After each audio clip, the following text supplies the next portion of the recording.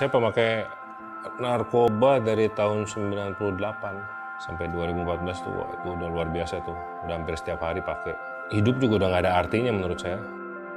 Ego yang ada, nggak pernah mikirin orang, keluarga yang penting udah saya cukupin, ya udah. Nggak ada rasa sayang, nggak ada. Itulah, narkoba ini membuat saya punya hidup sendiri, dunia sendiri. Awalnya saya lagi polisi datang, saya tahu, saya lihat CCTV. Saya nggak ada rasa takut di situ. Si polisi nanya, lu tunjukin barangnya mana, lu gua bebasin. Akhirnya saya tunjukin barangnya, tetap aja diproses. Nggak make sense banget. Ya itu mah udah jalannya Tuhan lah sepertinya ya. Berbagai macam upaya, usaha kita lakukan supaya mendapatkan hukuman yang seringan mungkin. Praknya putusan di 5 tahun 1 bulan.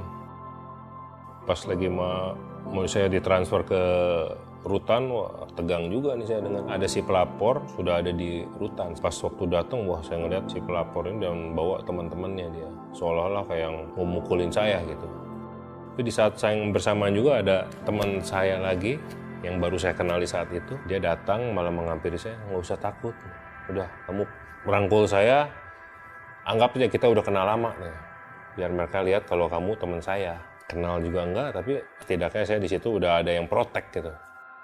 Abang saya ini yang saya baru kenal lagi pertama saya masuk, saya dikunjung hampir tiap hari lagi tuh, dekat sama kita seolah-olah kayak bodyguard saya.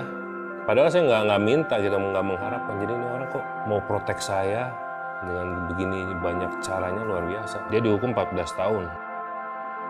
Saya melihat dari dirinya ini nih luar biasa, dia menjalani hari lepas hari nyantai, happy, kayak nggak ada beban gitu. Nggak pernah ada stres, senyum terus, nggak pernah marah ini. Saya mulai ada tanda tanya, kok ini orang bisa gitu.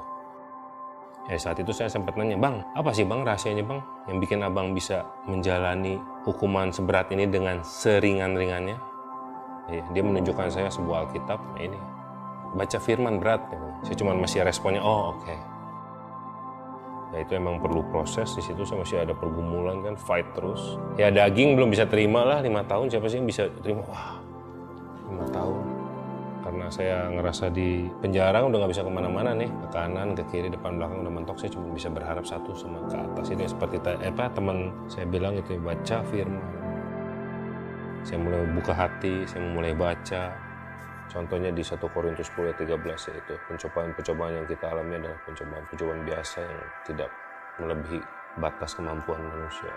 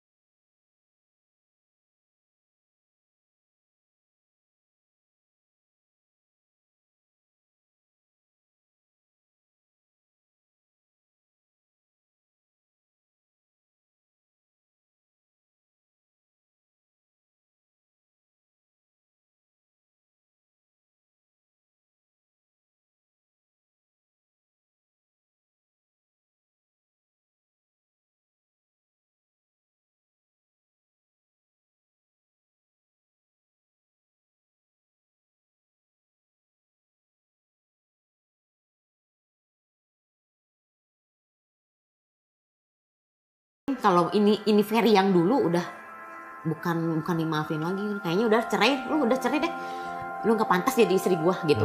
Itu Ferry dulu mungkin ya, tapi yang sekarang dia bilang udah kamu sabar, ayo kita bareng-bareng berdoa, ayo kamu harus percaya kamu sama Tuhan, kalau Tuhan pasti akan menyelesaikan semua itu. Tapi saya minta sama kamu, dia bilang gitu, buka hati kamu buat Tuhan.